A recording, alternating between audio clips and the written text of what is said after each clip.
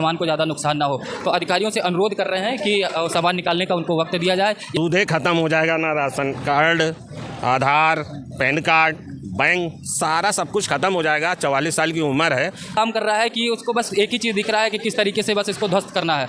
और अगर आप बसा रहे हैं, नल, पानी, जल, सड़क की व्यवस्था दे रहे हैं तो सरकार ही दे रहा है, प्रशासन ही दे रहा है। इसमें सारे अधिकारी दोषी होते हैं, या तो पैसा खा के इन लोगों को रहने देते हैं, सरकारी नल जल पाते हैं। ये पूरा लिखा हुआ है, बोर्ड लगा दिया है बेकायदा। नगर निगम ने काफ़ी दिनों से बोर्ड लगाया था कि यह भूमि फादर की डेथ हो गई थी। सर से मैंने हेल्प मांगी थी, मेरे फादर की डेथ हो गई थी। मेरी मम्मी भी चाहे ना सुने, हम किसी से डरने वालों में से नहीं, क्योंकि जब अपने परिवार पे बात आती है ना तो आदमी बहुत कुछ कर सकता है, ऐसा नहीं है। आज मेरी माँ, लिखा हुआ है, बोर्ड लगा दिया है बेकायदा। नगर निगम ने काफ़ी दिनों से बोर्ड लगाया था कि यह भूमि नगर निगम की है, इस पर किसी भी प्रकार का कब्जा करना या अतिक्रमण करना दंडनीय अपराध है। नगर आयुक्त की आज्ञा से ये चीज़ें लगाया गया। और ये वही नाला है, आप पीछे देख सकते हैं, जो नदी के रूप में था, नाले में परिवर्तित हो गया। यहाँ सब एक बड़े बड़े बिल्डिंगें होते रहते थे, दुकानें थी, फर्नीचर से लेके और भी दुकानें थी, लेकिन ये देखिए सब तोड़ दिया गया है क्योंकि ये नगर निगम की ज़मीनें हैं। और काफ़ी दिनों तक इसका मसला जो है कोर्ट में भी चला, सुप्रीम कोर्ट में भी चला कि इसका ध्वस्तीकरण ना हो, लोग विस्थापित ना किए जाए, लेकिन इसे यहाँ पर पूरे तरीके से ध्वस्त कर दिया गया। काफ़ी यहाँ पे कम से कम 20 बुलडोज़र लगाए गए हैं, अभी तक हम गिन चुके हैं, कम से कम 10 से 15 बुलडोज़र तो अभी दिख गए हैं। और आप कैमरा पर्सन से कहेंगे पीछे दिखा दें, ये देखिए नगर निगम की तरफ से किस तरीके से जल छिड़काव यानी फव्वारे का व्यवस्था किया गया, जो ये धूल मिट्टी गुब्बार उड़े हैं ताकि वो पानी के बौछारों से बैठ जाए। आइए हम वो नाला दिखाएंगे जिस नाले की बात हो रही थी। उसको एक समय लोग कहते थे कि वो कुकरेल नदी के नाम से जाना जाता था, लेकिन वो धीरे धीरे वो नदी नाले के रूप में परिवर्तित हो गई है। आइए उस नाले को भी दिखाते हैं।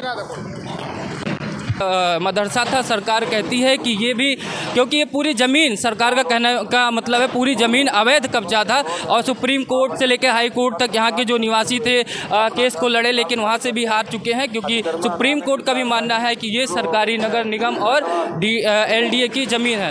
तो यहाँ पर सुरक्षा की व्यवस्था भी देखिए किस तरीके से किया गया है, ड्रोन के माध्यम से भी निगरानी की जा रही है। तो आपकी क्या राय है इस पर ज़रूर बताइएगा। हैं कि यहाँ की जो उन्हीं दिखाते आप लोग देख सकते हैं कि अधिकारी अधिकारियों से आप देख सकते हैं कि अधिकारियों से कुछ लोग जो यहाँ के निवासी हैं वो आए हुए हैं, कह रहे हैं कि कुछ समय के लिए ये तोड़ना रोक दिया जाए ताकि वो कुछ उनके सामान, उनके इस घर के जस्ट पीछे है, वो अपना सामान निकाल लें और ताकि आराम से यहाँ से वो जा सके, उनके सामान को ज़्यादा नुकसान ना हो। तो अधिकारियों से अनुरोध कर रहे हैं कि सामान निकालने का उनको वक्त दिया जाए या कल का और समय दे दिया जाए ताकि वो अपना सामान निकाल लें। आइए देखिए हमारे साथ मुस्लिम महिला है जो कि अपनी बातों को रख रहे हैं, क्योंकि यहाँ पर देखिए लाइट वगैरह भी आ गई है, लाइट लगाना है, लोगों को लाइट लगाने के लिए आए हैं ताकि ध्वस्तीकरण में कोई दिक्कत ना हो। और ये पानी की व्यवस्था देखिए यहाँ पर कि मिट्टी धूल जो उड़ रही है पूरे बेकायदे, ताकि यहाँ पे धूल का उबार ना लगने पाए। और यहाँ पे अधिकारियों से लोग बात कर रहे हैं, आप देखिए सामने किस तरीके से जैसे बुलडोज़र अपना काम कर रहा है कि उसको बस एक ही चीज़ दिख रहा है कि किस तरीके से बस इसको ध्वस्त करना है।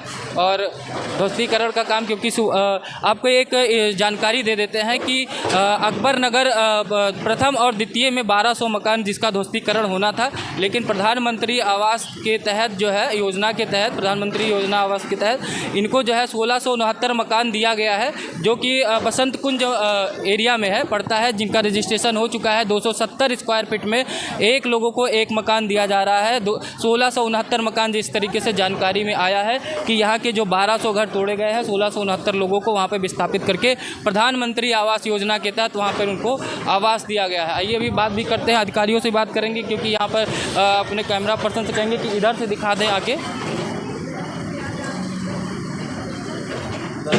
तो आप देखिए यहाँ पर बड़े बड़े अधिकारी भी आए हुए हैं और यहाँ पर इसका जायज़ा ले रहे हैं कि यहाँ पे क्या कार्य रात में रोका जाए या रात में भी इसका ध्वस्तीकरण किया जाएगा।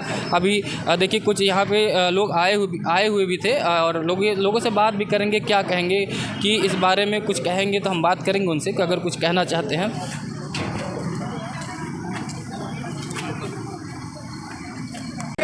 अभी इन्हीं लोग के चक्कर में जब सेकंड टाइम इन लोग का वो हुआ था तो हमारे फादर की डेथ हो गई थी। सर से मैंने हेल्प मांगी थी, मेरे फादर की डेथ हो गई थी। मेरी मम्मी भी वही कंडीशन में है, मेरी मम्मी भी वही कंडीशन में, घर के टूटने के लिए, क्योंकि जीवन भर की कमाई लगा दी है। मेरे सर से छत चली गई है। सर थे उस समय, सर लोग ने बहुत मेरी हेल्प करी थी। अब बताइए हम लोग वहाँ बच्चे छोटे छोटे उनको कहाँ लेके जाएंगे, उनकी भविष्य क्या है ये हमको नहीं समझ में आता। ना कि वहाँ पे कुछ ना पढ़ाई का कुछ है, कुछ नहीं है, ना ही कोई बिजनेस है। आप भाई एक चीज़ बताइए, आजकल नौकरी मिलती है 8,000 10,000, इससे ज़्यादा नहीं मिलती है। मैं उतनी दूर से इधर ही आऊँगा ना कमाने, कितने का पेट्रोल लगेगा, कितना किराया लगेगा, आप खुद समझ सकते हैं ये चीज़। तो यही बात है। डिस्टेंस होगा यहाँ से आपको जितना? अरे करीब 13 किलोमीटर है, 13-14 किलोमीटर है। हाँ, 13। आप लोगों का काम सारा इसी एरिया में रहता है? जी, मेरा गोमती नगर में काम करते हूँ। सब यही क्या काम करते हैं आप? मैं इस समय CGST में हूँ और थर्ड पार्टी से हूँ। 12,000 रुपये सैलरी है, 12,000 रुपये ज़्यादा नहीं है। मैं 12,000 सैलरी पाता हूँ, वो भी मैंने अभी नौकरी छोड़ दी। मैं अपना घर देखूँगा, मैं अपनी माँ देखूँगा। सबसे पहला काम तो यही है मेरा। बस हमको यही चाहिए कि हमारा परिवार सही से वहाँ रह जाए और सही से सब कुछ हो जाए। आप हमको बढ़िया से वो करके दे दीजिए पूरा सब कुछ। आप ये बताइए, मेरी मम्मी की तबीयत खराब हो गई, हार्ट की मरीज हैं, वही मेरे पापा की सिचुएशन चल रही है। जिस दिन इधर लगेगा उस दिन पापा मेरी मम्मी का कुछ हो गया ना, मैं तो मर जाऊँगा यहाँ पे। मतलब इसी 7 महीने में जब ही हाँ, जो सेकंड टाइम में हुआ था, मेरे फादर एक्सपायर कर गए थे। और ना ही एम्बुलेंस भी यहाँ नहीं थी, एम्बुलेंस भी नहीं थी। सर लोग से बोला था तो एम्बुलेंस मंगवाए थे बाद में। प्रेजेंट में नहीं। कुछ मदद मिली या नहीं मिली? प्रशासन से क्या मदद मिलेगी, कुछ मदद नहीं मिली। मेरा तो सर साया चला गया ना। ये बताइए अब हम लोग करे तो करे क्या। सब लोग तो भैया एसी में रहते हैं, जितने अधिकारी हैं सब कुछ है एसी में रहते हैं। हम लोग यहाँ पे रह रहे हैं। आज 70 साल सबसे पुराना कागज मेरे पास है, सन 64 का कागज मेरे पास है। तो किस आधार पर इसको बताया जा रहा है नगर निगम की ज़मीन है? एक चीज़ बताइए, LDA से अलॉटमेंट हुआ था जब 284 मकान थे यहाँ पे, आवंटन के लिए लेटर है, सब कुछ है, साइन आइन मेरे पास सब कुछ है। उसके बाद ये उनको पहले वो करना चाहिए था ना। आप वहाँ पे दे रहे हो 2 कमरे का मकान दे रहे हो, 280 स्क्वायर फीट, 280 स्क्वायर फीट का दे रहे हो, उसमें कितना परिवार रह जाएगा। गरम गरम पानी आता है, बच्चे बीमार पड़ जाते हैं। ला के दूर से ले के आके पानी पीते हैं सब वहाँ पे। आप यानी कि आप ये सोचिए कि जो भी सरकारें होती है, या आप इसको कुछ भी समझ सकते हैं, वोट बैंक की राजनीति समझ सकते हैं, आप कुछ भी समझ सकते हैं। पहले की सरकारें उनको पता होता है कि नगर निगम की ज़मीन है या LDA की ज़मीन है या सरकारी ज़मीन है, तो वहाँ पर पहले से ही क्यों इन लोगों को या तो बसने मत दिया जाए या तो वो सुविधाएँ मत दिया जाए। जब वो 10-20 साल 30 साल 50 साल से वहाँ रह रहे अपना आशियाना बना लेते हैं, निश्चिंत हो जाते हैं कि अब हमारा परिवार यहीं बसेगा, तो उनका आशियाना क्यों तोड़ा जाए। हमारा 30 साल सरकारी कितने साल हो गए, 50 के ऊपर हो गया मेरा। कहाँ गया संविधान? बाबा साहब नहीं है, बाबा साहब नहीं है। ये देखिए लोगों के आंखों में आंसू है, गमगीन समय, क्योंकि भाई अगर हमारे या आपके छत से अगर हमारा घर उजड़ जाए तो उस दर्द को समझ सकते हैं कि वो कैसा महसूस करते होंगे। तो सरकार अगर इनको मकान भी दे रही है तो मकान के साथ साथ जो मूलभूत सुविधाएं होती हैं वो दे, क्योंकि ये तो तोड़ना ही है उनको, तो टूटेगा ही। लेकिन अगर इनको मकान दिया जा रहा है, जो सुविधाएं दी जा रही है, यहाँ से विस्थापित किया जा रहा है, तो इनके साथ जो मूलभूत सुविधाएं होती हैं वो दिया जाए। और आगे से ये कोई भी सरकार हो, किसी भी पार्टी की सरकार हो, ये ध्यान दे कि अवैध, जैसे कहा जाता है कि ये नगर निगम की ज़मीन है या सरकारी ज़मीन है, नुजूल की ज़मीन है, तो वहाँ पर या तो आप कब्जा होने मत दीजिए, वहाँ पर लोगों को बसने मत दीजिए। अगर आप बसा रहे हैं, नल पानी जल सड़क की व्यवस्था दे रहे हैं, तो सरकार ही दे रहा है, प्रशासन ही दे रहा है। इसमें सारे अधिकारी दोषी होते हैं, या तो पैसा खा के इन लोगों को रहने देते हैं, सरकारी नल जल पानी की व्यवस्था देते हैं। उसके बाद जब ये पूरा अपना आशियाना बना लेते हैं, पूरे जीवन की कमाई लगा लेते हैं, तो इनको इसी तरीके से उखाड़ के यहाँ से फेंक दिया जाता है। और इनके आंखों में आंसू देख सकते हैं। अभी इनके पिताजी कुछ महीने पहले गुजर गए थे और इनकी माताजी का भी वही हाल है। भगवान करें कि वो अभी ठीक रहे, लेकिन इनको सरकार जो मूलभूत सुविधाएं हैं घर के साथ वो दे। एक चीज़ बताइए, मेरा घर तो तोड़ रहे हैं, आप मेरे को मकान दे रहे हो तो पैसा ले रहे हो, कर्जे में पहले ही लाद दे रहे हो। कमाई का जरिया है, कमाई का जरिया ये बच्चे क्या है, ये बच्चे क्या बनेंगे? यानी कि बंदा अगर 10,000 15,000 कमा रहा है तो 5,000 रुपये वो किस्त भर दे, यही ना? मतलब है कि बच्चे क्या बनेंगे वहाँ पे, हमको ये बता दीजिए। सही बात है ना, कोई सुविधा है ना कुछ है, कीड़े मकोड़ों की तरह डाल दिया गया है, कीड़े मकोड़ों की तरह डाल दिया गया है। आज भी हम गए थे योगी जी के पास, सब लोग गए थे, पिछली बार गए थे तो बोला गया था आप कीड़े मकोड़े हो, नाले के किनारे रहते हो, जाओ। तब नाला था, आज ये नदी बन गई है, नदी बन गई है, नदी। क्या बनने जा रहा है यहाँ पे, कुछ बताएगा? यहाँ देखिए, अब जिस हिसाब से हमको सब पता है, हम भी राजनीतिक से हैं, हम भी बीजेपी वाले थे जब से फादर मेरे एक्सपायर हुए। मैं वार्ड अध्यक्ष भी था यहाँ पे। मैं क्या कहते हैं, मेरा सीधा सिद्धांत है, ये ज़मीन गई है बिक, ये ज़मीन गई है बिक, ठीक है।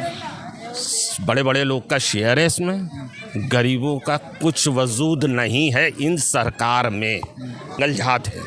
मंगल झा बेचारे वो मार भी यहाँ खाए, ठीक है, मार। मतलब विधायक, सांसद, आपके क्षेत्र के विधायक या पार्षद जो भी है, उनकी तरफ से कोई अपील की गई, कोई मदद? कुछ नहीं। सब आप लोगों के हाल पे सब सारे नेता छोड़ दिए। बस अब ये बताइए, हमारा जब वजूद ख़त्म हो जाएगा ना, राशन कार्ड, आधार, पैन कार्ड, बैंक, सारा सब कुछ ख़त्म हो जाएगा। 44 साल की उम्र है, मैं क्या अपना नए सिरे से ज़िंदगी शुरुआत करने की उसमें हूँ? आप खुद बताइए। शुरुआत ज़िंदगी की होती है 18 साल, 20 साल, ठीक है, 22 साल, इससे ज़्यादा नहीं। आज 44 साल में मैं जाके फिर से अपने बच्चों के लिए करूँगा? नौकरी है कहीं? प्राइवेट में तो खाली कहने का नाम है। 10 से 12 हज़ार रुपये बस, और कुछ नहीं है। अब ये बताइए, 10 से 12 हज़ार पाने वाला बंदा अगर 5 हज़ार रुपये महीने से किस्त भर देगा तो अपने घर का खर्चा कैसे चलाएगा? पहली बात तो हमको यहाँ से तोड़ने के बाद हमको कर्जेदार बना दिया गया। घर भी गया और कर्जेदार भी हो गए। हम किसी से डरते नहीं हैं, चाहे कोई सुने चाहे ना सुने, हम किसी से डरने वालों में से नहीं। क्योंकि जब अपने परिवार पे बात आती है ना, तो आदमी बहुत कुछ कर सकता है, ऐसा नहीं है। आज मेरी माँ बैठी है, अभी रो रही थी। मैं कई बार घर जाता हूँ, मैं खाली 2.5 घंटे सोया हूँ रात में, दिन भर जगा, आज दिन भर जगा, टहल ही रहा हूँ जब से। मम्मी को फिर जाता हूँ समझाने के लिए कि नहीं मम्मी, अभी कुछ नहीं होगा, अभी है, ऊपर वाला है। मैं भी यही बोला, मैंने ऊपर वाला है। बस खाली यही है कि इन बंदों को खाली थोड़ा सा वो चाहिए सपोर्ट। भाई बंदे हमारे खुश हो जाएंगे, सबके चेहरे मुरझाए हुए हैं, देख लीजिए आप, यही अकबर नगर है हमारा, ठीक है। बस तो ये थी जनता। इनको सरकार को चाहिए कि अगर यहाँ से इनको हटा रहे हैं तो जो मूलभूत सुविधाएं हैं, अगर आपने मकान दिया है, जो भी कुछ दिया है, लेकिन जो मूलभूत सुविधाएं होती है, जल, नल, शिक्षा और रोजगार, तो इनके लिए वो सुविधाएं वहाँ पे की जाए। सिर्फ घर दे के इनको अकेला ना छोड़ दिया जाए। और सरकार से हम यही अपील करेंगे कि लोगों से भी अपील करेंगे कि आप सरकार को इस वीडियो तक जितना शेयर कर सकते हैं पहुँचाइए कि लोगों के आँखों में आंसू है। आपने घर दे दिया है फिर भी, लेकिन इनको जो मूलभूत सुविधाएँ हैं वो मूलभूत सुविधाएँ दिया जाए। इसी के साथ इस वीडियो को समाप्त करते हैं। नमस्कार।